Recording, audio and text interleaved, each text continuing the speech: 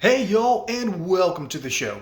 My name is Brian, and this is a heartwarming moment when Donald Trump's granddaughter comes up at the RNC and gives his heartwarming speech showing a side of Donald Trump that the media does not want you to see. Let's go.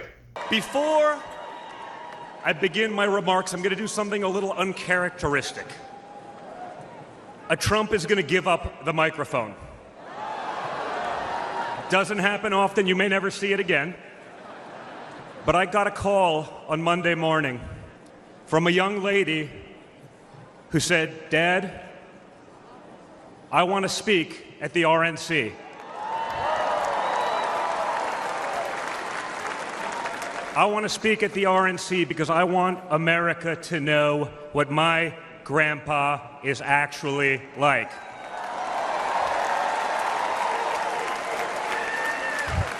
So for the first time ever on a stage, first time ever giving a speech, I want to bring out my eldest daughter and the eldest granddaughter of the President of the United States, your favorite president, Kai Madison Trump.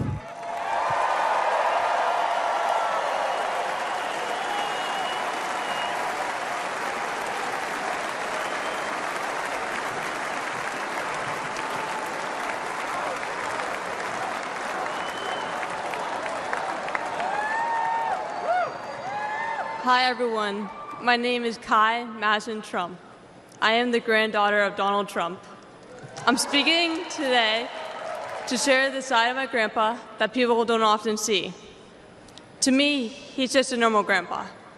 He gives us candy and soda when our parents aren't looking. He always wants to know how we're doing in school. When I made the high honor roll, he printed it out to show his friends how proud he was of me. I know. He calls me during the middle of the school day to ask how my golf game is going and tells me all about his. But then I have to remind him that I'm in school and I'll have to call him back later. When we play golf together, if I'm not on his team, he'll try to get inside of my head. I know. And he's always surprised that I don't let him get to me. But I have to remind him, I'm a Trump too.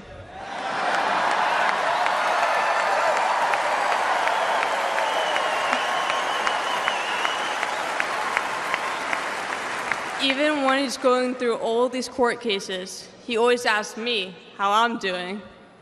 He always encourages me to push myself to be the most successful person I can be. Obviously, he sets the bar pretty high, but who knows, maybe one day I'll catch him.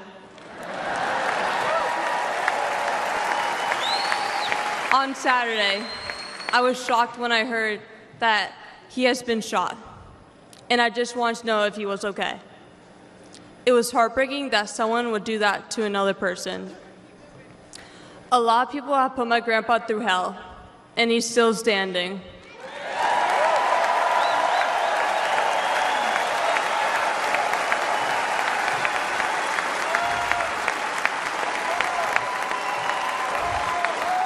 Grandpa, you are such an inspiration, and I love you.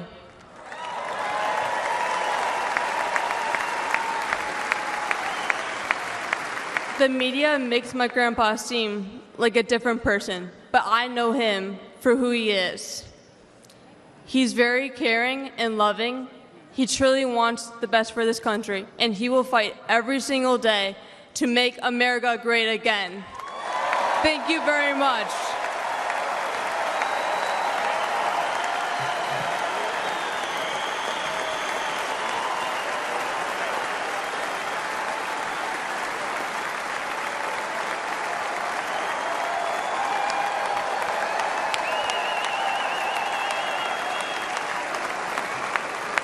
Y'all, you can tell the content of a man not just by the content of his character, but by the content of his children. Donald Trump is clearly a family man. And on one side, some people might see the way he talks to his granddaughter, calls her up during school, and talks about his golf game and then asks her about hers.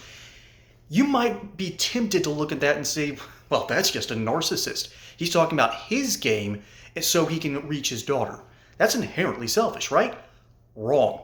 When you're doing something you enjoy and you automatically think about a family member, that's not narcissistic behavior. That is associating the very people that you love in your circle, which means you're thinking about them, not just yourself. And so this is exactly what I would want from a grandfather, all right? And that's exactly what I got on 2 different occasions. Unfortunately for me, both of mine have passed. One was a intellectual mentor, and the other was just strong as an ox, thin rail bull of a man. But Pawpaw was built different. He had a lung condition, which saw him deteriorate over time. And on his deathbed, he was asking about everyone else in the room, with whatever breath he could. Those were his last words. Asking about the people around him. That's what care and love is supposed to look like. And the media doesn't want you to look at this. They don't want to see the good grandfather and the good father that Trump has been. They want to harp on the fact that he's had 4 marriages, which is not great, obviously. That's not optimal. But when you love your children, when you've built them and grafted them into your empire, even though you've had multiple marriages, it shows that you are dedicated to other principles, not just one thing. And so there is some good to that. And you can tell that his grandkids are well-spoken, pleasant, intelligent, present well. Don Jr., you done good here. Don Jr.'s being a good dad. Ultimately, there's something else to notice here. Did you notice Don Jr. starting to act like his dad on stage? I haven't seen that before. Maybe he's like that often. I've seen him on podcasts, but I've never seen him with the grand hand gestures and the body movement and the language and the way you cock your head. That kind of thing is classic Trump in a nutshell. So you can see the good evidence. You can see the good parenting. You can see the good judgment being used here. We need that in the White House. It's that simple. So ultimately, this isn't just a story of some granddaughter waxing poetically about grandpa. All right? That's not all that's going on here. This shows the family side. This shows the honest side. This shows him being just a good grandfather. Waxing poetic on your grandkids, putting their report cards up on the refrigerator, talking about how good your grandkids are at golf. This is standard operating procedure, and Trump is doing it perfectly. This is exactly what you want out of a grandfather figure. And Don Jr., emulating his own dad, is showing that he respects his father, and his father has respected him and loved him and given him the exact tools that he needs to succeed in society.